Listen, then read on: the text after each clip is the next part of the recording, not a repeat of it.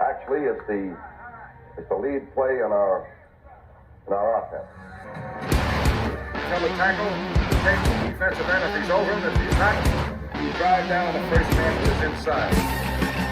Pull back and tell him to take the first man outside the offensive tackle. No one shows. Go right by them and field inside. If the YN has the linebacker taken out, that's inside. If the YN has the linebacker in, he comes all the way around. If you look at this play, what we're trying to get is a seal here and a seal here, and try to run this play in the alley.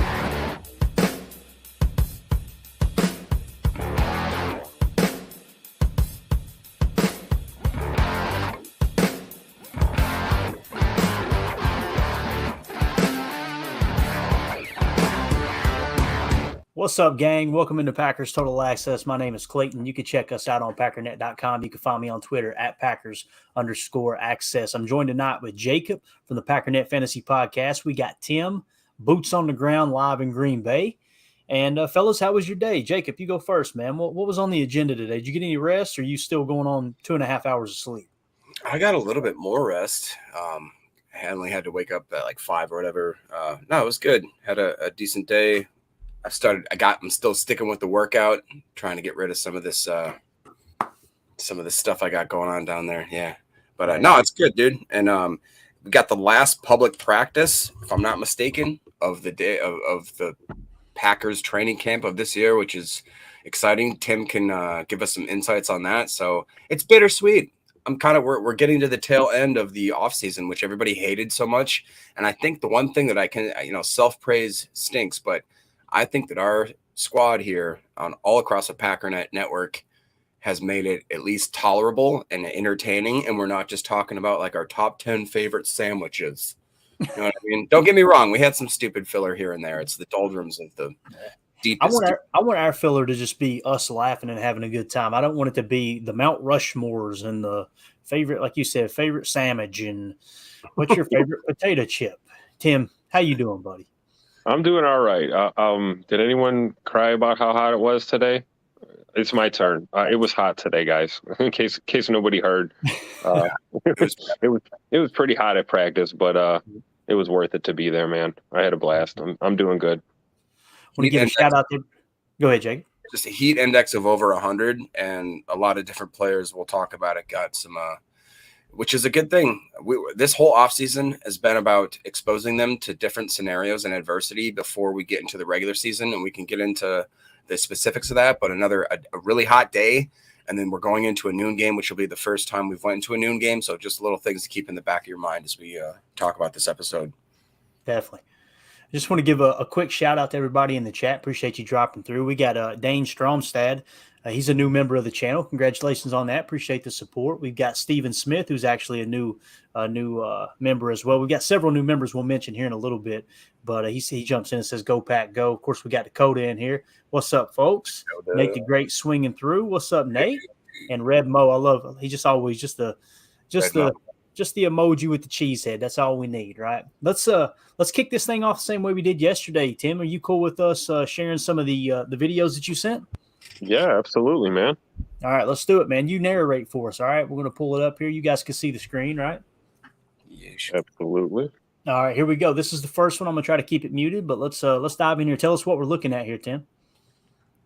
Okay, this looks like the cornerbacks group working with Coach Williams. This was a good shot I got. This looks like getting off the blocker and closing is what they're working on here. So you're going to want to watch the guy on the left of your screen, and then they take turns. They'll rotate. So one guy's going to play receiver. The other guy's going to actually play corner. Got it. And they're just doing some get off drills. And then, yeah, you got it muted. I mean, but if you turned it up, you could literally hear Coach Williams. I mean, you got to watch that music. Yeah, absolutely. That's the problem, is the music in the background. Exactly. Trust me, the music in the background is a problem on multiple levels. It's. I bet the players love it, though. You know they do, man. The thing about the music, too, for me, like, guys, I just want to say we're on a roll. We've got 3 straight live episodes with no copyright strikes. Are you kidding me? Yeah, so let's keep it muted. This rivals the 70. Was it the 72 Dolphins? Is that who it was with their streak? Yeah, perfect. All right, here we go. Here's the next one. Tim, talk to us, buddy. This is cornerbacks also. That's Coach Williams there, kind of left center. And you can just watch these drills, verbal commands telling them when to move. So they're working on their closing and then retreat. And then they're going to break to the ball here at the end. Nice. And just work on some hands. So this is your corners. This is basically all of them, I believe. 1s, 2s, 3s, everybody. Carrington in the back area, right? Mhm. Oh, little slip. Little slip. All right, 19, that's the new one. Is that Hamilton? I believe so. Yeah, I think so. All Yeah, there right. were a couple of guys slipping today, so I don't know. It might have been like it was humid earlier, so I don't know if there was a little like moisture on the field or something. That makes sense. That Yeah. probably explain it. Okay, here's your safeties. This is safety drills here. Again, similar to what we saw before. He's watching their reads here. You can see. Yeah. I'm not sure which coach this is, but he's mimicking the QB, obviously, and then the safeties are working again. Retreat. Good stuff. Good stuff. And then break into the ball. And this will be a different look here. Same drill, going away from us now. QB's kind of looking the safety off, right? That's what he's doing here. Basically, yep. Good stuff. And I was actually surprised if you watch Levitt there on the left. You know, every once in a while he looks like a safety man. You know, so it's like, let's watch him here. yeah, look at he's got some feet, man. You know, I was watching his footwork, and then, you know, I kind of looked at Savage a couple times, and I went, I don't know, maybe Levitt can play safety. I don't know. But this should all be safety group. Here's another drill. Again, this looks like getting off and then trying to make a play on the ball, like a PBU play as they come out of the set. Jacob, stop looking at the trainer on the left there. Stop it. I wasn't. One of the things I noticed on these today was Jonathan Owens right there, 34, was doing really well in a lot of these drills, getting praise from the coach and or the coaches. And what we know about him is obviously coverage is the concern with him. So to see him moving his feet and playing with his hands a little bit is good to see for him. Got it. Good stuff. Good stuff. All right, final one. This is safeties also. This is looks like chasing down like an overthrown ball kind of drill. They're going to just run out, and then the coach is going to purposely just chuck them, and then they're trying to make a play, keep their feet in bounds. And again, Jonathan Owens had a couple of really, really great grabs in this drill. I'm not sure how many, if any, that I got. And also 36 looked really good too. Our boy Anthony Johnson Jr. Gotcha. Well, Yeah, anybody with the number 36 looks good in Green Bay. Oh man, for sure. And you know, just being on his name really quick, you know, I don't know do we have an update on him? Like what's going on with that? I don't know if it's left knee, left quad, something. Yeah, apparently per Andy Herman, when they were walking out to the practice beginning, right out to the field, they noticed that he was just kind of walking weird. And apparently Andy Herman even made a note of it to himself, like, that doesn't look right. Sure enough, a few snaps into the beginning of practice, he left, went back into the Hudson Center. To his credit, he did something. Maybe they taped him up. He came back out, ran a few drills, and then it sounds like eventually he did end up going back inside. So whatever that footage was that you got there, Tim, that was when he was in his good stages of the day. But it didn't sound like it was too serious. While we're on it, we could just real quick hit it. It sounded like Devontae Wyatt had a little bit of what do you want to call it? Heat exhaustion / conditioning / I need to stop moving or else I'm going to die. Like, I need some water. He left practice early with a trainer, I believe. Yeah, the water boy. It sounds like he's going to be good to go. Just a little bit of a heat exhaustion type thing. It was ridiculously hot. So, and then Watson had a collision, or I don't know if it was a collision. Andy Herman said he couldn't quite see, but he went down when him and Grazul were close to each other, stayed down for an amount of time that made people nervous. But then apparently he got up, shook it off, and then went on throughout practice and didn't have any issues. And then the last thing, though, there was an incident with Savage where him and Dobbs got into a collision. Dobbs got up, looked like he was okay. Savage did end up going inside and never came back for the rest of practice, it sounds like. So Great. Got it. That's what I had. I had Anthony Johnson, Darnell Savage, and Devontae Wyatt all leaving with injuries. It sounded like Kobe Wooden replaced Devontae Wyatt on the defensive line, and Jonathan Owens replaced Savage. So, the best of my knowledge, I personally think, guys, that it's probably Darnell Savage and Rudy Ford are your starting safeties. Jonathan Owens is third. Is kind of how I'm feeling now. I feel like they let Jonathan Owens have a shot. Now they're going to kind of give Rudy a chance to hold on to his job. Let's see what happens here in this last little stretch of training camp. That's kind of how it feels. But, yeah, Kobe Wooden in for Wyatt, and then Jonathan Owens in for Savage. Let's go to the chat real quick. Just want to say hey to Zane. Appreciate you dropping through, buddy.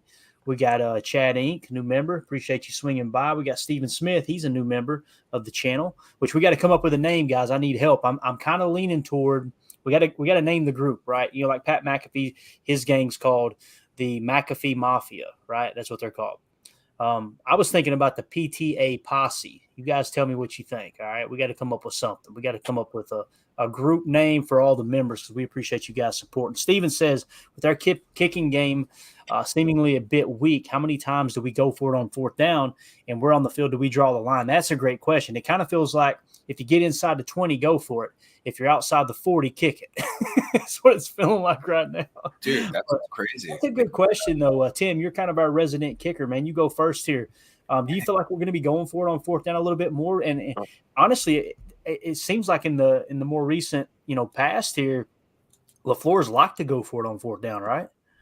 I think so. And I think that's just an evident trend in the league these last few seasons, too. It seems to just be, even inside the 50, break midfield a lot of times. And if we're talking fourth and shorts, you may have a 4th and 1 at the 46 and decide to go for it and just line up and run a play, not run a fake punt or anything. Don't get too fancy. So I think that's kind of a trend in this league, at least in my perception. But yeah, we know Coach LaFleur is not afraid to push the issue and go for it. And I would agree. The kicking game will play a factor. But like I had always said, man, if we're putting tutties on the board, we don't have to worry too much about our kicking game. And I think Anders Carlson, with a little bit of time and pressure, might just pan out. We'll see, despite evidence to the contrary. So, but yeah, I do think we'll probably go for it, especially fourth and short situations. I can see that, anything inside, probably 4 or 5 yards, 4th and 4, 4th and 3, those kind of things, maybe. Makes sense. Jacob, what do you think, man? You think we're going to go for it on fourth down a little more often this year? Dude, I honestly, what you just said, I had to think about it if it's rational, but I could logically see a situation where if it's within the 35-yard line and closer, we just go for it. 4th and 5, let's just give it a whirl. Who knows? And if it's past a 50-yard, if it's like a 45+ yard field goal to like 65, yeah, man, let the dude kick. Who think? Like, he's banging him. That one that he made from 52 Crazy. was good from 62. Like, that was smoked. The guy just absolutely blew it. But it's when he misses so bad. And then I remember he said about how he's like, I fixed it. I'm not going to miss. I'm missing wide right, so that's super easy to fix. And then, like, yesterday, he missed, like, wide left, wide right, left. I don't know, dude. I wonder if the question ever tilts to, do we go for 2 after touchdowns? Because if he's pushing, 33-yard extra points to the right or left, do we just go for 2? Like, or we may have to. We may be in a situation where we may have to if it becomes that bad. But I think if the wheels fell off the kicking game completely at some point in the season, we're going to see a signing or a trade or something. Yeah. They're going to have to get somebody in there. I mean, that's the risk you take when you don't have a competition at camp at that position. That's the only argument I've had, Tim, is like, why do we not have another kicker in there? Like, who would be your second choice and bring them into camp, right? Even another young kicker, even if it was another rookie or first year, yeah. All it's going to do is push that guy. It's just like with Myers the last couple of years at least.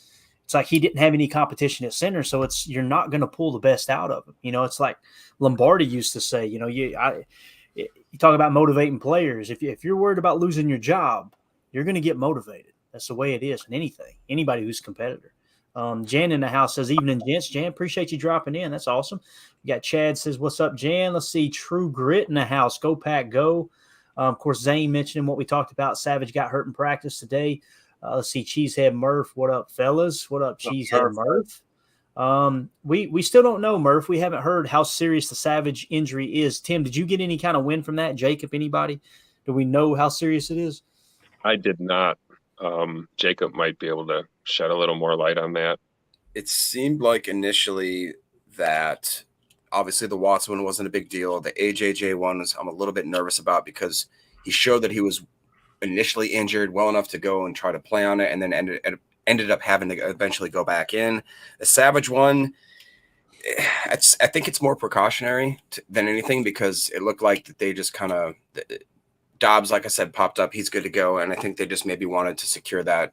It was really hot. It was a day where even I think Matt LaFleur said that basically he wanted to test these guys and that had they not shown a little bit of lack of conditioning, especially he called out specifically Emmanuel Wilson by name, that during that game, once he saw what it was like to be a full-time back, that the guy was huffing and puffing. He said that there was, Andy Herman and Paul Brettel and a couple other people made a note that there was a lot of guys that were gasping for air today, sitting on a one knee with their helmet off. You know what I'm saying? So one of those things I talked about, getting through adversity and learning things before we get smacked in the face with them starting week 1.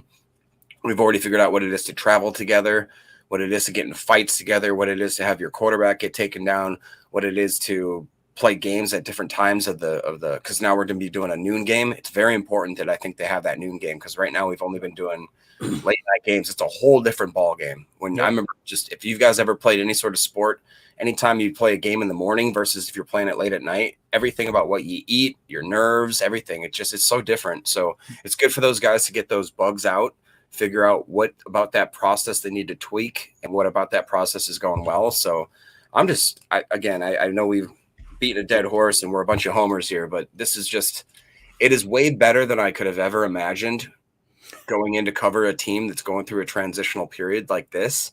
Yeah. Because think about it, Clayton, we could have we could have some of the worst organizational luck because that's a testament to the Packers front office. You look at a lot of these other teams, this season that the Green Bay Packers are going into, I'd argue that 25 out of the 32 teams, it would be just an absolute poop stain of a wash year. You know what I'm saying?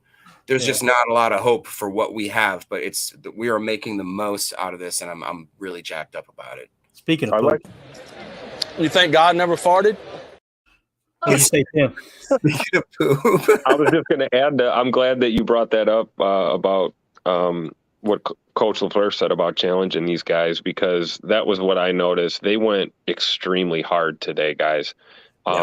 This was originally supposed to be a noon practice. It was pushed back an hour because of the heat, I'm assuming. These guys did not, they didn't mess around today. Everything that I saw, even the drills, were full speed, full contact.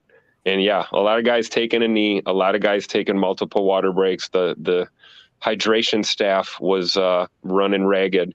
But the practice did end a little early. So I think that's a testament to how LaFleur is running this team, is that, hey, I'm going to push my guys, but we're not going to do anything crazy out here. And I believe practice did end about 20 to 30 minutes earlier than normal. I think they went just under 2 hours today. Did you happen to see? Did you happen to see exactly how the practice ended? What would be from what I can gather, it was the last offensive play to the public practice. Did you happen to see that? It was an offensive play, Sean Clifford, second team offense in the 2-minute drill. I didn't see very much of it because I was trying to move my way down there. We actually had some room in the stands. I was able to get some free roam today, which is kind of a double-edged sword. You can get seats, but everyone kind of moves in groups and they follow the team. So you're kind of making a mad dash to get down there. That's why if you notice, some of my video today looked really good, and then some of it was like, oh my God, how far away are you? So it's kind of a crapshoot. But no, I only caught that kind of from the back end. I didn't really see much of it. Well, it's just kind of funny because you were talking about going for 2 and whether or not that might be an option. So the last play of the last public practice of this session. It was Clifford going for 2 after just doing a crazy last second pass to Grant DeBose, who high pointed it. He ended up getting the 2-point conversion, beating Ennis Gaines on an out route to Watts. And I guess the place just kind of went nuts or whatever. And the whole team, all just went nuts kind of thing. And that was just kind of fitting for the last play, like I said, of the public practice. It was cool to see the offense have that kind of just final point to this, the preseason. Not preseason. Put her in the old vice grip. Old vice. Love it. We got Bill in the chat here said, why is everyone high on Savage? I'll tell you this, Bill, there's nobody here that was really high on Savage, but the coaching staff is. When the front office gives him almost $8 million guaranteed this year, it really says what you need to hear about how they feel about him, right? It really doesn't matter how we feel about him. Watching the tape, looking at the PFF grade from last year, he played like doo-doo. There's no two ways about it.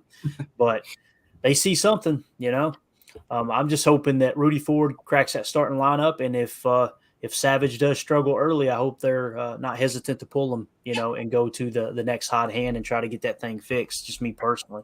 Let's see here. Red Mo in the chat said this is the same coaching staff that ran Lazard on 4th down. Are we going for it? That's a fact, dude. That is a fact, Mo. Let's see here. The Kid 88, love everything y'all do. I'm addicted to the Packers and listen every day while delivering for UPS. This is the content we need. Best Packers podcast out there. Hey, we appreciate the kind words, man. And thank you for keeping this country moving forward, delivering those packages, buddy. That's not an easy job. And you make sure you stay cool out there. I know that gets hot, man. It gets hot quick. Let's see here. Zane in the chat.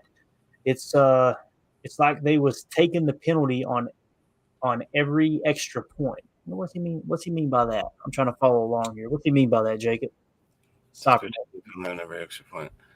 I don't know out of context. Maybe something to do with the 2-point conversion. Maybe he's saying delay a game and move back so Carlson can have a better shot at. Maybe that's probably good. Do like 5 of them actually. Yeah, make them kick like 50-yard extra points. Hey, whatever you got to do, man. Whatever you got to do to hit them, that's all that matters, man. That is all that matters. Bend those rules, right? Rules are meant to be broken.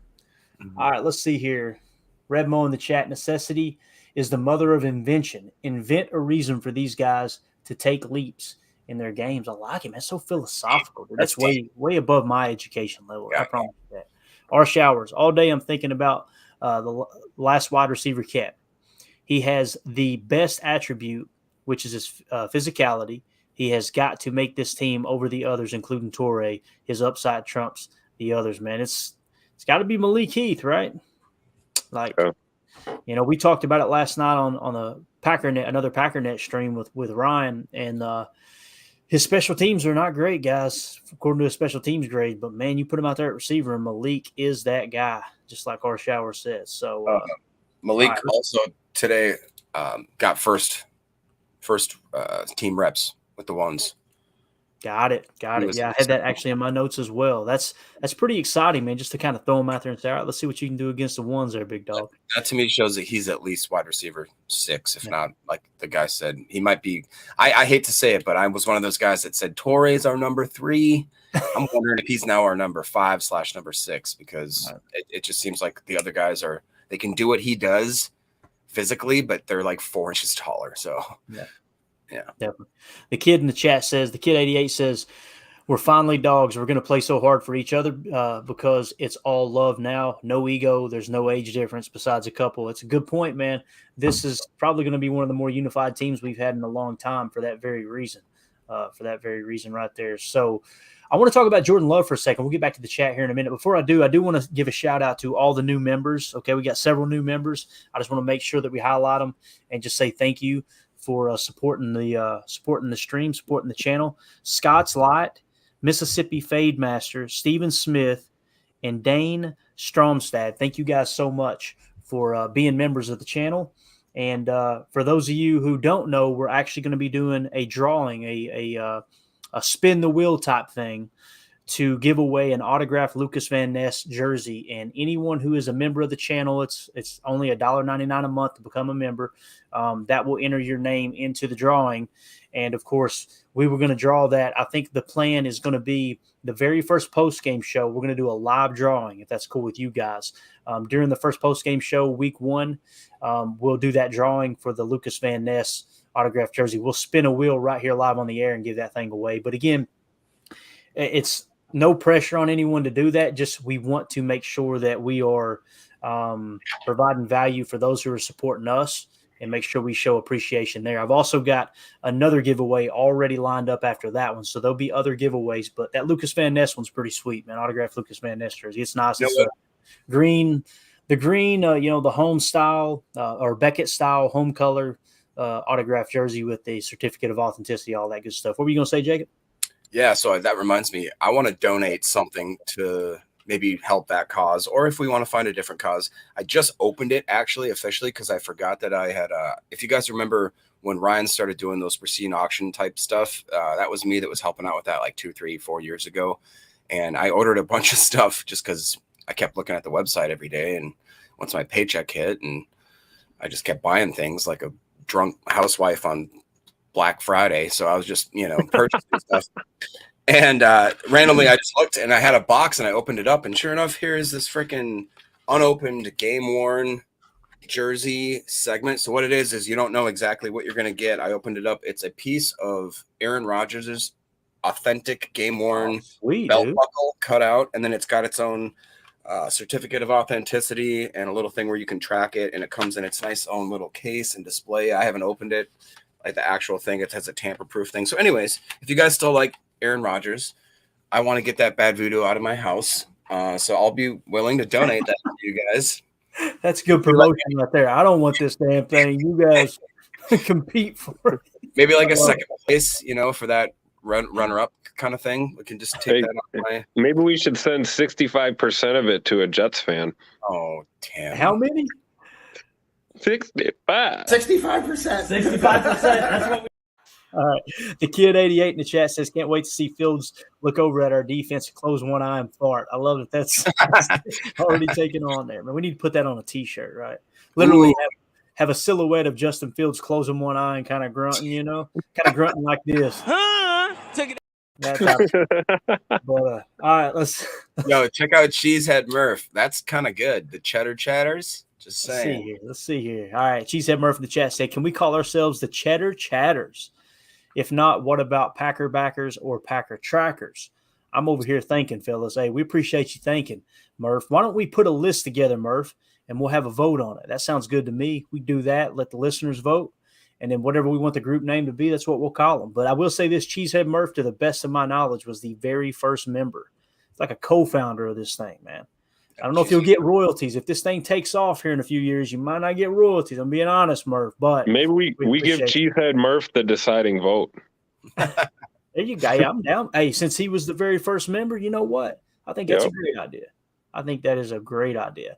Steven in the chat, name for the crew, Cheddars. I like it. All right, let's see here. I want to talk about Jordan Love real quick. All right, we're going to come back. Again, thank you to the new members. We really, really appreciate it. Get yourself entered into that drawing for the Lucas Van Ness autographed jersey. So, Jordan Love today. This is what Paul Brettel reported. He said he had another, quote, really good day. Obviously, he threw an interception there in the 2-minute drill, right?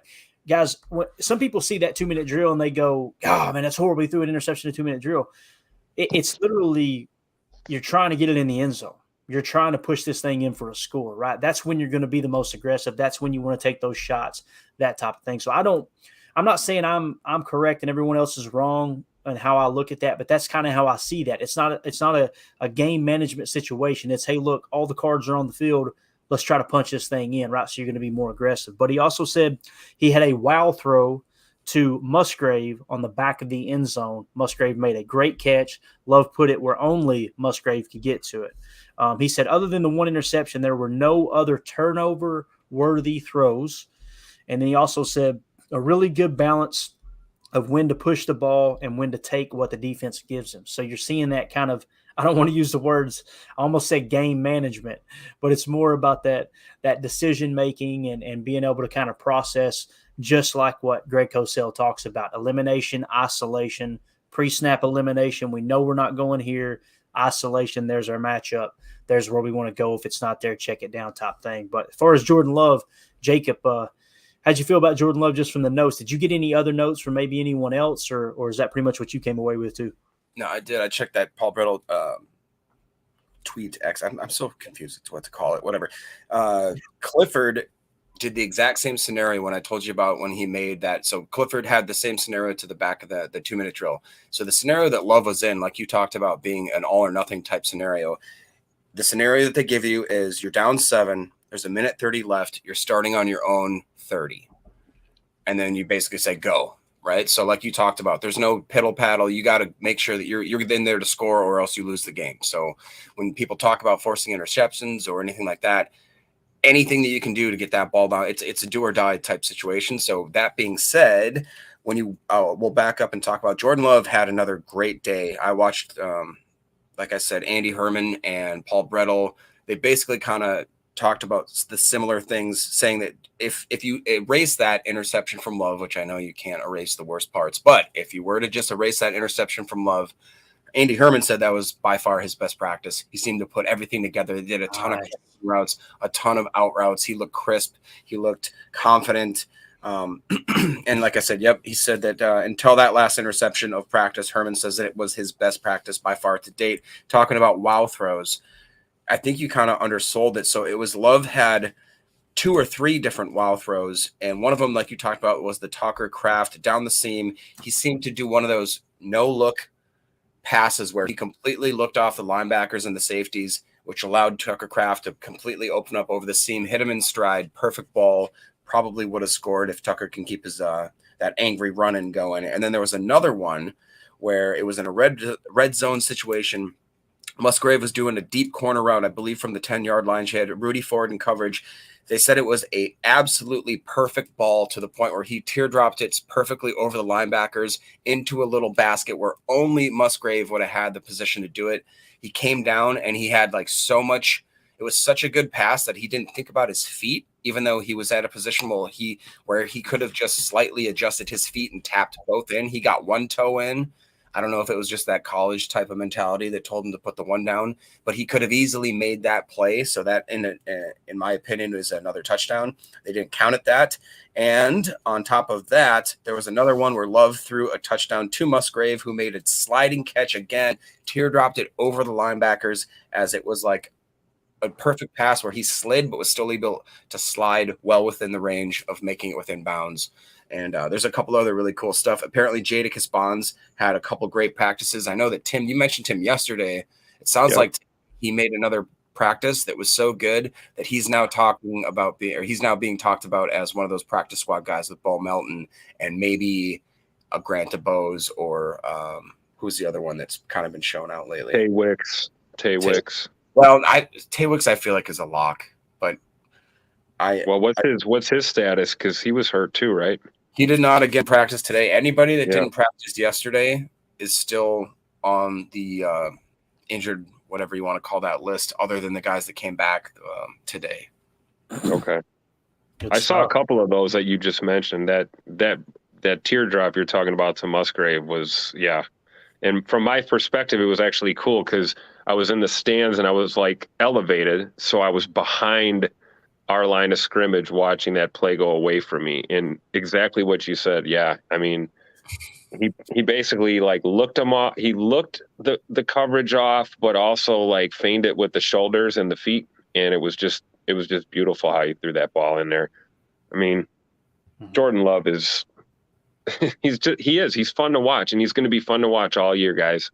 He's going to tear it up. Yeah, no doubt about it. Let's go to the phones. What do y'all think? It's good. All right, let's go to the phones. We got Dakota in Tennessee. Dakota, how you doing, bub? I'm doing all right. How y'all doing? No, we're doing great, man. You kidding me? We're as excited as a possum in a dumpster down here, man. We couldn't be more jacked. What's on your mind tonight, man? What are you fired up for after practice today? Well, that everybody gets back healthy. I noticed that we had the 2 weeks we had joint practices. We had about 138 fights, and nobody really came out super injured, and we seem to get more injured today than we have those 2 weeks combined. That's a good point. Very good point. Yeah, so we've pretty much covered a lot on offense so far. You know, we talked about Jordan Love. We're getting ready to get into a little Malik Heath talk. Let me ask you this, Dakota, and I'm kind of putting you on the spot here. Who's your like darling wide receiver? And you don't have to say Heath just because he's my guy. Is there anybody else in the wide receiver core that you go, man, I think that guy could make a splash if he got an opportunity? Is there anybody that kind of sticks out to you there?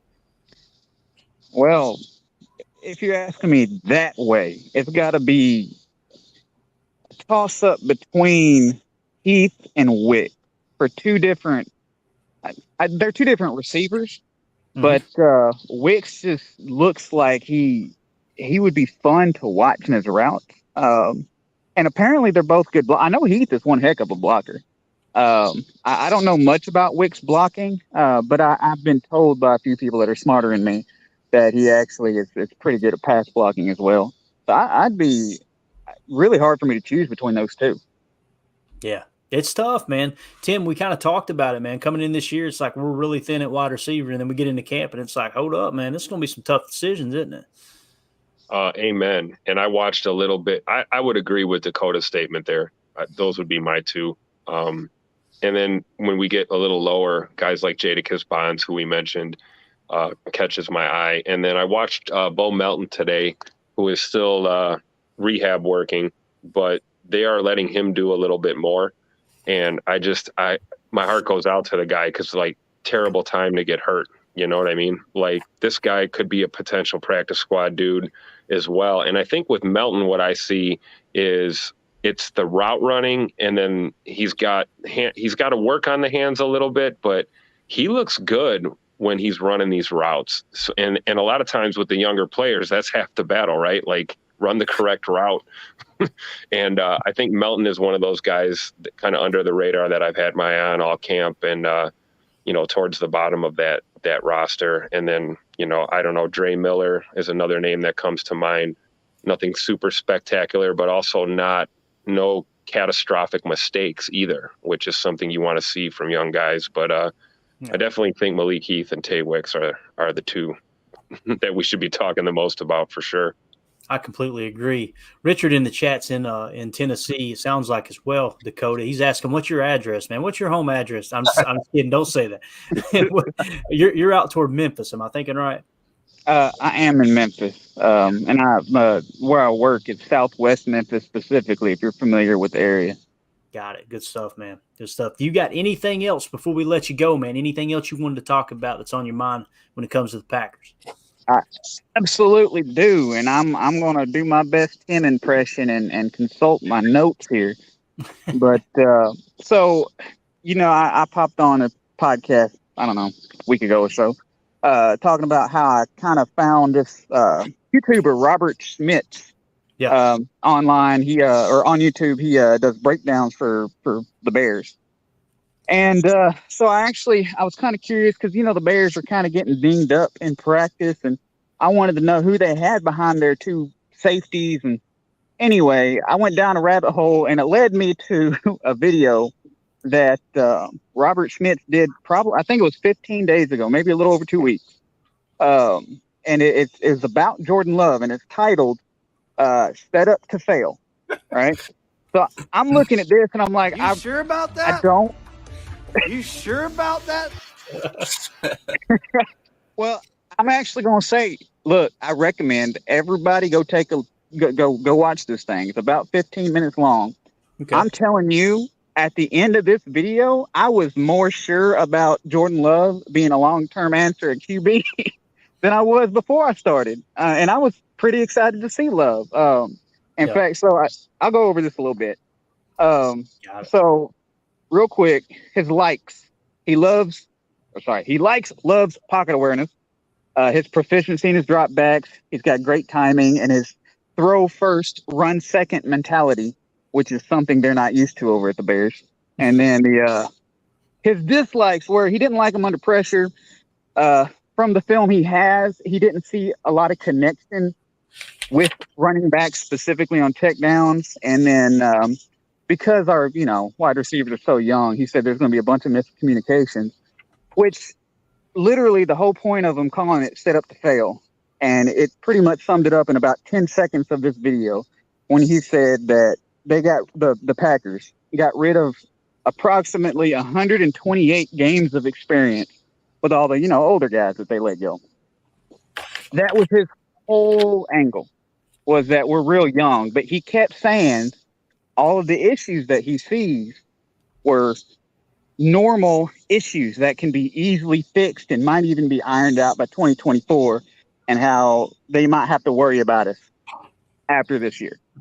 So, I'm telling you, go watch it, man. It's going to fire you up. It's pretty cool. Heck yeah. Somebody needs to let Mr. Schmidt know that the Bears are who we thought they were. And that's why we took the damn field. Let him know. Somebody send that message over to him, all right? They are who we thought they were. I'm so excited about week 1, y'all. I can't. I'm telling you. Listen, is there a chance the Bears beat the Packers? Absolutely, there's a chance. I'm not sitting here pretending like this is a slam dunk win. But they have talked so much crap this offseason.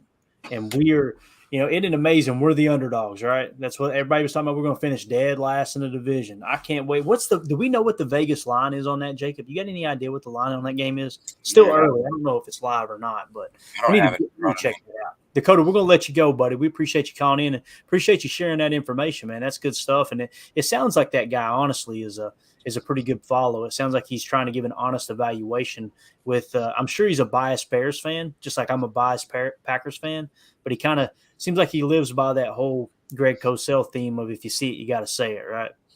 Oh, yeah. I'd recommend following him on YouTube and Twitter or whatever else people might be on, because he seems like a pretty great guy. Got it, man. Appreciate the recommendation, brother. Well, you have a good night, man. We appreciate you calling in, pal. Yes, sir. Y'all have a nice one. All right. See you, Dakota. That's Dakota in Tennessee, my man. Good stuff. Good stuff. What'd you think about that, Tim? What stood out to you there, man? I think that's really good information because and this is not a self brag, but as someone who's been excited about Jay Love for 2.5 years, pocket awareness, timing, pass first, run second, little question marks when he's under pressure, chemistry with the running back checkdowns. Those are objective points, I think. But there are things that if you go back, you can just do a YouTube search of Jordan Love highlights and watch as many snaps as you can of the little bit that we do have on tape. And you can see a constant improvement from where we are today to where we were when he got here. So again, I'm not going to get too overly enthusiastic, but I'm a believer and I have been, and I'll be the first to eat my words if I'm wrong. But I think we have another one, guys. The lineage continues in Green Bay. It sure feels like it. What are you going to say, Jacob? No, if this is correct, which I think it should be, Cheesewire, looking at it right now, NFL Week 1 Packers odds versus the Bears. The Bears are -2.5 favorites, I guess you'd call it. The over-under set at 44.5 points. I just wow. I'm not afraid of them. I'm not afraid of them at all. So you said the Bears are 2.5-point favorites? Yeah. And they're at home. So keep in mind the average point spread, the home team typically gets 3 points, which if you balance that out, it's saying that the Packers are kind of a half-point favorite if you look at it that way. It's just something the way I always looked at the gambling world when it came to that, like how evenly matched from a win-loss perspective, how do these teams match up? Yeah, it kind of feels like the only thing I would feel really comfortable going with the Packers there plus 2.5. Yeah, the only thing that is my worst nightmare, which is that the fact of what we do really good right now that we know we do on defense is pass. I wouldn't say pass. That we have really good corners. I should say that we're deep at cornerback and that we'd like to force them apparently to run, but I don't know if we want to force them to run because that's probably our biggest weakness, especially if Fields is going to be kind of carving us up. I'd really like to see Walker maybe doing some spy shadowing kind of stuff because I think Walker can trail that guy and Walker like a I have thought about that all off season. Let him tuck that ball and run, and have Quay in that double rat. Him and Devondre or whoever's healthy in a double rat underneath with Quay's eyes locked on to Justin Fields. Yep. Spy him and put his pud in the mud, dude. We got Paul Robertson in the chat said, name for the crew, the 65ers. 65%. 65%. That's what we. I like it. Let's go to the phones here. We got Andy still stuck in Kansas. Andy, what's going on, big dog? Yeah, still stuck and still sweating. That's for sure. Yeah. What's the temperature out there, Andy? Talk to us, man. Currently, yeah. I just checked a few minutes ago. It's still 104 degrees here. God almighty. It's a heat index of 109. I've never been in a place like this, and I'll make this short because weather's boring. I've never been in a place where the hottest time in the day is between 4 and 6 p.m. Oh, That's when it gets the hottest. So Dang. we've come down since the weekend when it was 113. But got it. Yeah. Got it. So yeah, that's boring. Anyway, so what's the Packers? I'm a mailman, so I think in these terms. What's their street number? We know it, but just say it out loud. 1265 for the stadium. Right? So we want number 12 to play 65%. What did that really just happen? 65%. 65%. That's what we. Yeah. But I never thought of the address number being the two numbers that we're talking about. That's so crazy, are they going to add dude. a number sign and a percent sign before and after the street address and just post it that way just for 1 year? Anyway, this is trivial but kind of a fun connection, I guess, just to get us started here. Cool. Only you would recognize that, Andy. Only you. Well, yeah. It's all part of the disease of being a mailman. My brother's a mailman. I actually worked for the Postal Service for about 3 years. And man, he was like, hey, we that get you explains here. I said, no, thank you. I'm out of this joint. I'm going to go do something else. Oh. But anyway. Yeah. Okay. So I was looking at Ken Ingalls' depth chart. He reviews it every few days. That's a good follow too. He does some really good charts besides the salary cap. So you probably know that name, or other people know that name. But that's kind of where I'm at too. We finally getting down to the last game. I don't usually think about depth chart until we're probably there, just because you never know kind of injuries there are going to be, guys who flash early and then kind of fade, that sort of stuff. But so going into this last game, like most last preseason games, it's just a matter of it's coming down to a few more choices. So for example, in the secondary, right, who's kind of the pecking order when it comes to the safeties? Or is it going to be Corey Ballantyne or Innis Gaines, who I believe returned to practice today? Little things like that. Is it 6 edge rushers or is it 5? Do you keep, and who's going to be the last person in the cornerback room who's probably going to go through the waiver process once Eric Stokes gets back? Because as far as I know, the only people that are going to start the year not available would be Stokes on PUP and Trevor Davis on an IR. But I can't think of anybody else who's in those situations. Do you guys know anybody? Anybody come to mind, Jacob? Not currently. We have a bunch of iffy and tweeners, but it sounds like these are more day-to-day. I think LaFleur even specifically said that, like with Tavarius Moore, a lot of guys, Savage, the guys that went down today, it seems like it's more either a heat exhaustion type thing or more of a ticky-tacky thing, or like with Devondre, it's an injury that could become an actual injury, so they're just going to keep him from doing anything until week 1 so that they're good to go.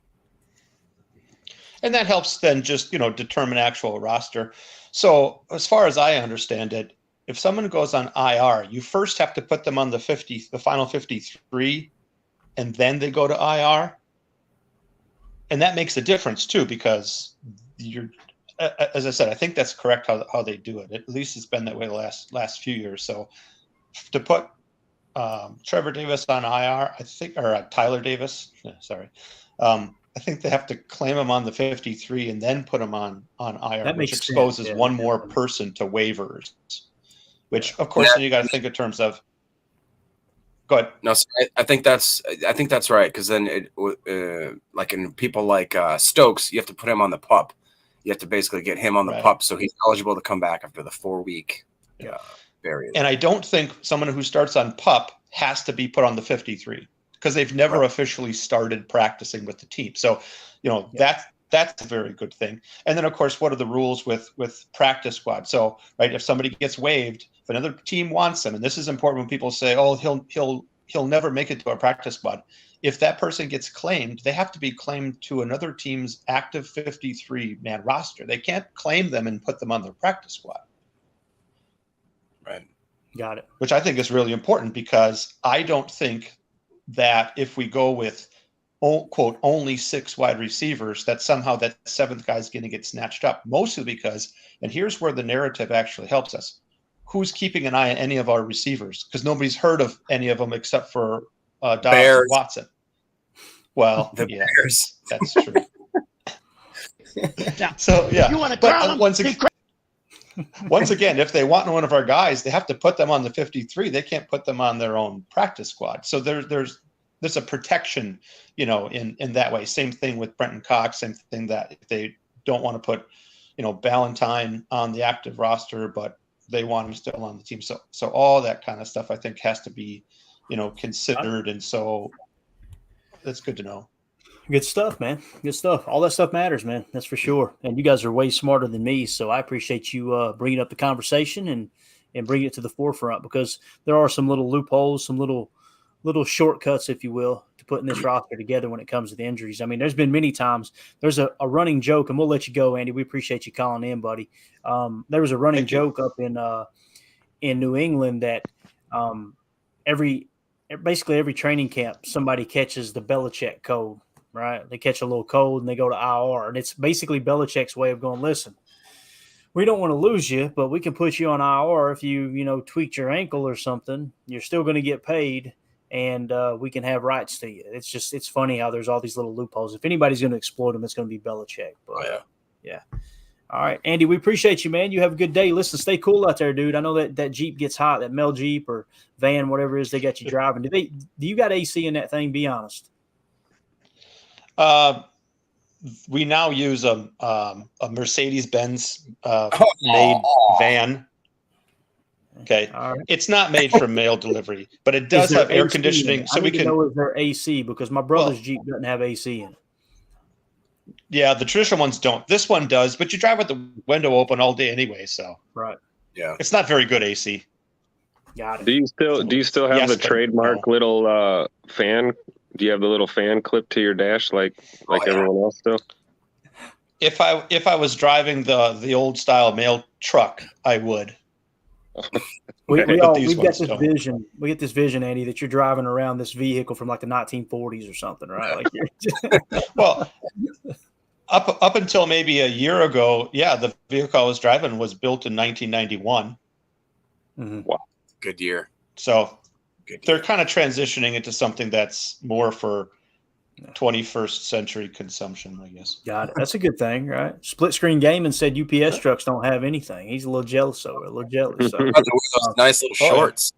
A funny little story. We're getting off this topic. I promise. Everybody in the chat's going, why the hell am I listening to this? But I pulled up the other day, man. I was pulling a trailer full of equipment, and I pulled up between an Amazon driver and a United States Postal worker, right? They were parked on the same street, and they were talking together, right? And I pulled up, and I said, well, y'all starting a gang war over here?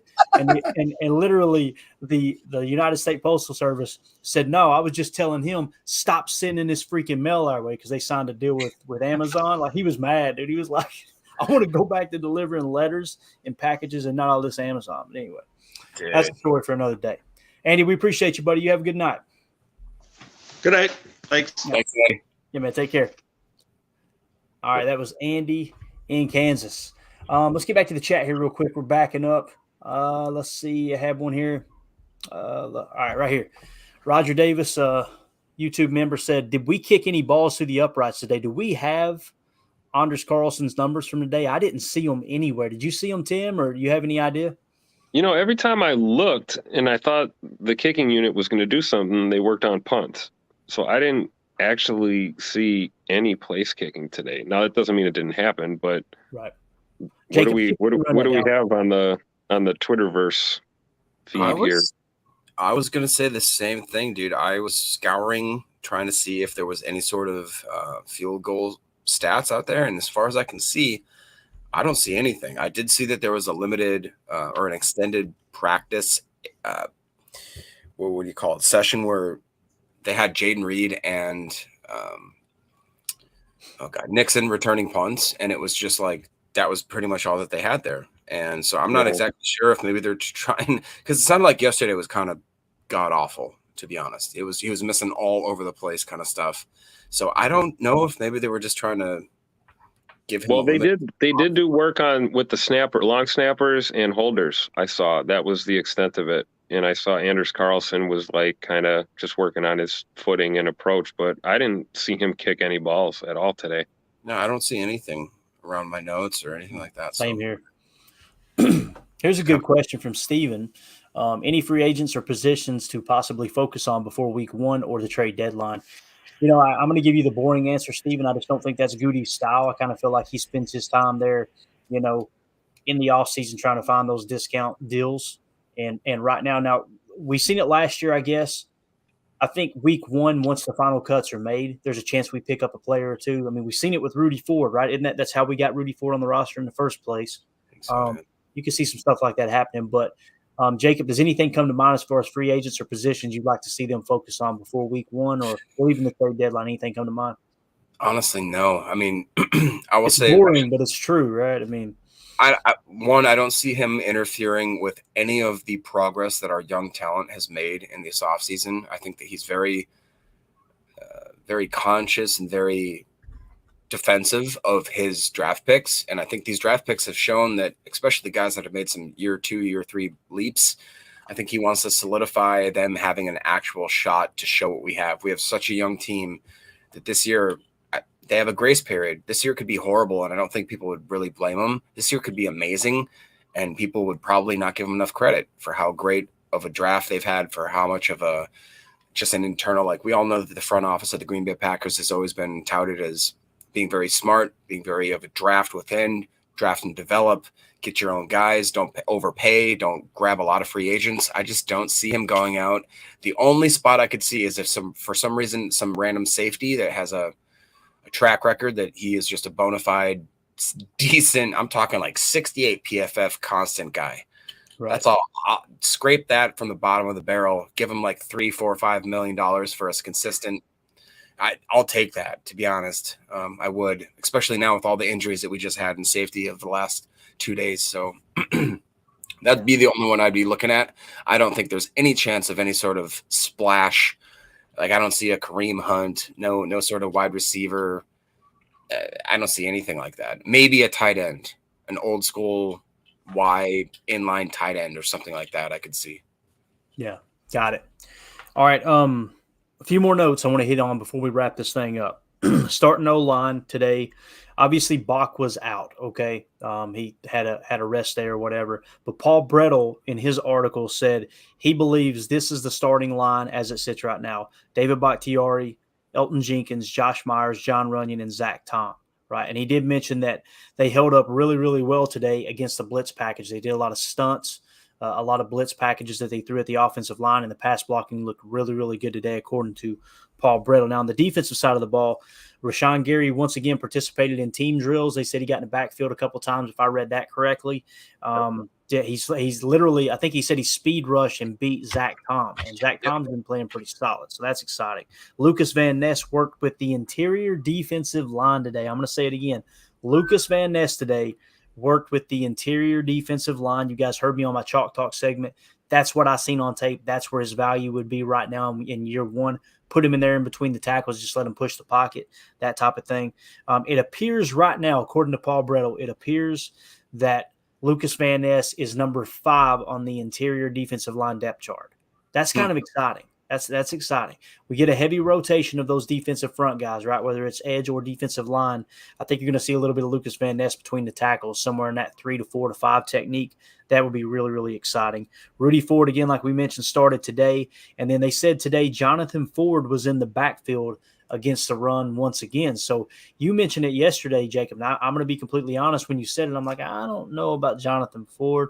It seems like every day now, man, there's tweets coming out saying, all right, in the running game, he's showing that he can hold his own, and that's kind of exciting. I know that Coach LaFleur talked about that in one of the early pressers when camp kicked off, that he came in and looked really, really good. But, Tim, does anything else stand out to you from practice today, whether it's offense, defense, anything I just mentioned, anything come to mind? Defensive side, where my focus was, as always. If you remember last night, I was talking about the linebackers working on the pass defense drills and the hands drills, and how Quay and I call them Quay and Zay, Quay Walker and Isaiah McDuffie both had a couple of drops yesterday, and then they went and made themselves do push-ups and got back in the drill. Today, I watched the same drills, and there were 0 drops from not only Quay and Zay, but no drops from any of the guys in the middle during these drills. As a matter of fact, McDuffie went up like he high pointed one today that probably, I don't know how he caught it, but he did. He looked like a wide receiver. It was incredible. So that stood out to me again, day to day, seeing progress, guys working harder and wanting to get over that hump. You know, these guys, it's not lost on them that we're getting close here. And, to Jacob's point earlier, which I thought was very poignant, is the first noon game. The first real get your butt up in the morning, eat something right, get your routine together, get to the facility and go through your preparation because we got ball at 12 noon. So this will be a good test, man. But just on the defense, I thought it was good to see the linebackers making progress because, that is one of those positions that I thought we could throw into the mix with what we were talking about before, as far as free agents or possible signings or trades before the trade deadline, depending on how this Devondre Campbell injury is and how we look going into the first quarter of the season, guys. Middle linebacker could be one of those position groups.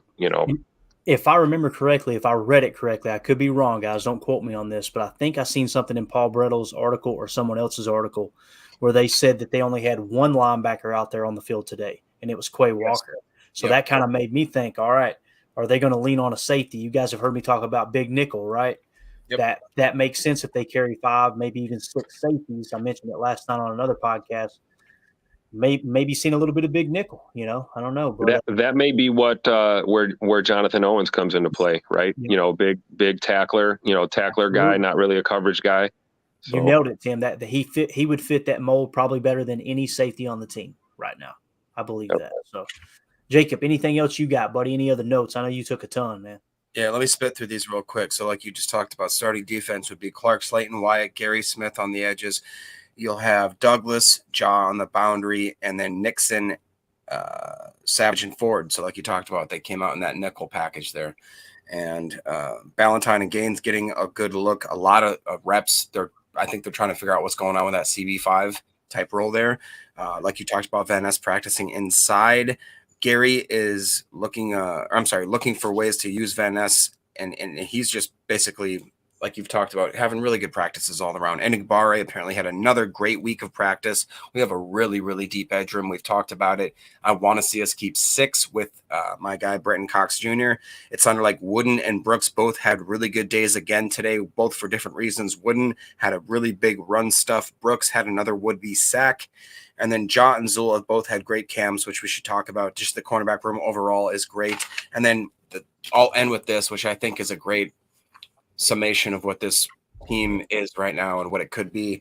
Jordan Love, after practice, the last public practice opened so that the public was there. He spent probably a good amount of time. He could have went inside, went into the showers, talked to the press. He spent a long time talking to fans, signing autographs, being that quarterback, that that franchise quarterback, especially to Green Bay, that sits there and understands that he's there because of the fans, and that whole city is built on the foundation of how great that fan base is, and that they've came out there in 115-degree index weather.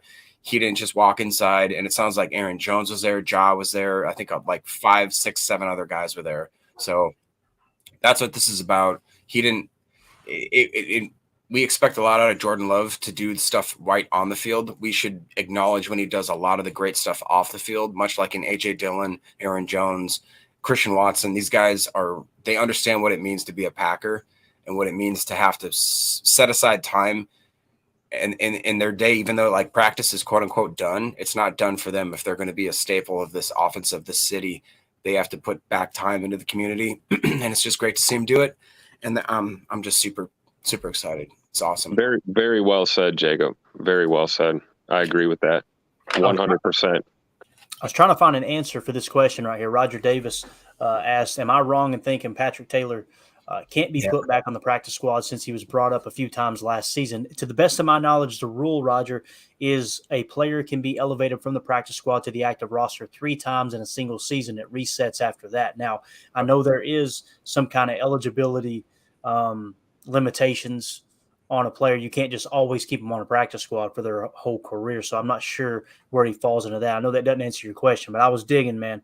They make it so hard to find what you need to find when it comes to the practice squad rules. I think he's eligible to go back to the practice squad, but don't quote me on that, man. We'll have to do a little more research on that. So let's see here.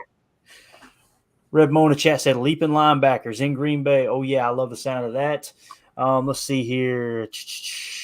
Have Rudy play near the line. I think Rudy is one of the better tackling safeties on the team. There's no doubt about that. And then we've got Split Screen Game and said, I am so jacked up to watch TJ Slayton this year.